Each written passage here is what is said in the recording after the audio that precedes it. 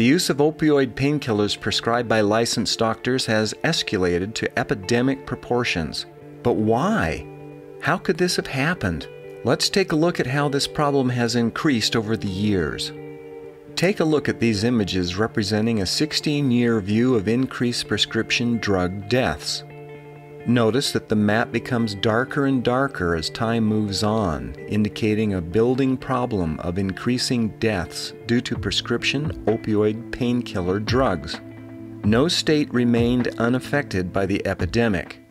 Nationally, the death rate nearly tripled, from 2.7 per 100,000 people in 1999 to 8 per 100,000 people in 2014. In 2015, more Americans died of drug overdoses than any other year on record. More than 52,000 deaths in just 1 year. That's far more than the 38,000 who died in car crashes. More than the 36,000 who died due to gun violence in the same year. In 2016, there were more than 63,600 drug overdose deaths in the United States, the largest annual jump ever recorded in the United States, according to primary data compiled by the New York Times. Here's a chart showing drug overdose death rates by selected age groups in the United States from 1999 to 2016. Note that the highest death rate occurred in people between the ages of 45 and 54. The lowest drug death rate is found in individuals 65 and older.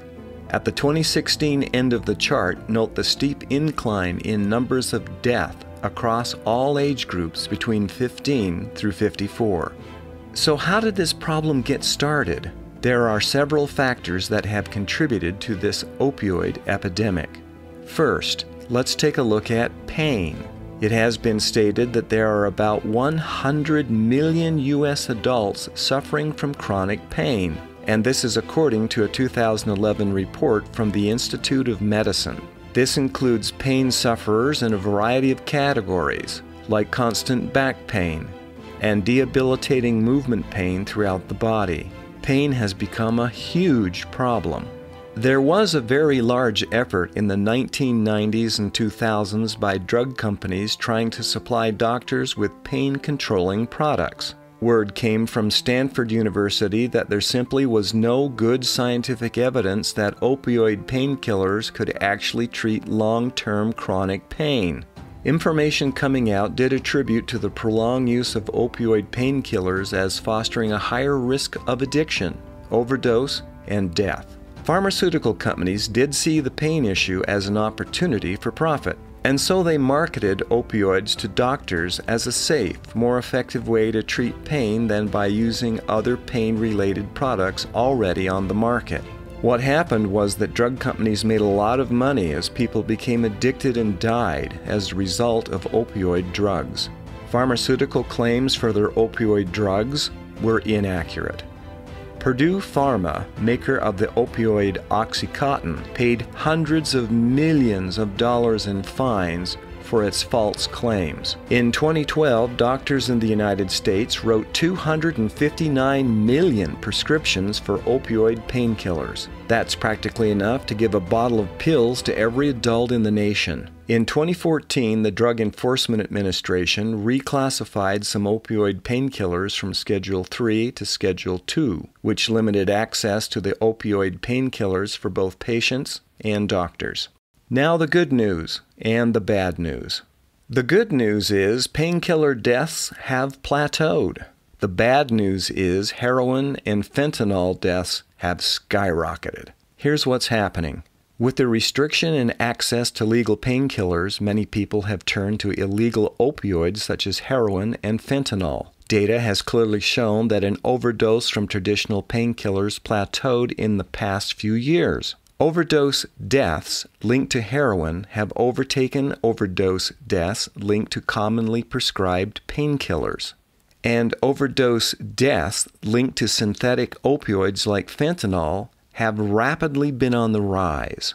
A 2014 study in JAMA Psychiatry found many painkiller users were replacing their traditional painkillers with heroin. A 2015 CDC analysis found that people addicted to prescription painkillers are 40 times more likely to be addicted to heroin. This is a public health crisis. What can we do to assist loved ones suffering from opioid addictions?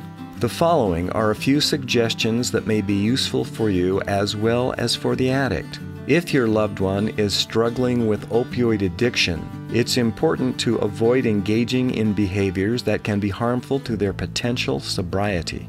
Criticism. When someone is sick with the disease of addiction, they may engage in behaviors that can hurt their family and friends. Whether it's lying, cheating, or stealing, it's normal to want to criticize. You may feel angry, upset, and hurt, but engaging with arguments or negativity with your loved one won't help the situation. It's best to try and understand that a loved one is hurting and sick themselves and needing help to get well. Enabling. It might seem like you're trying to help a loved one with addiction by giving them a home, car, or money, but you might be enabling them. It's natural to want to keep your loved one alive and functioning during their addiction, but at some point, it's important to detach with love. Demonize. Don't play into the myth that addiction makes someone a bad person. Educate yourself on addiction, what causes it, and how it is treated. Demonizing someone because of their disease will only make matters worse. People with addictions aren't bad people. They are sick people, and they should not be treated as someone who has a moral failing. Don't expect results right away.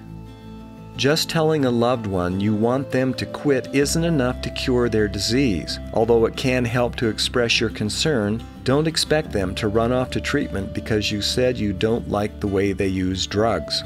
Addiction can be complicated with many layers.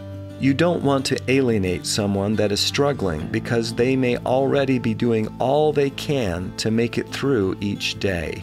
Understanding brings change. Change brings possible choices, and having choices can change your life. For more valuable information, contact the Institute for Addiction Study. The link is in the description.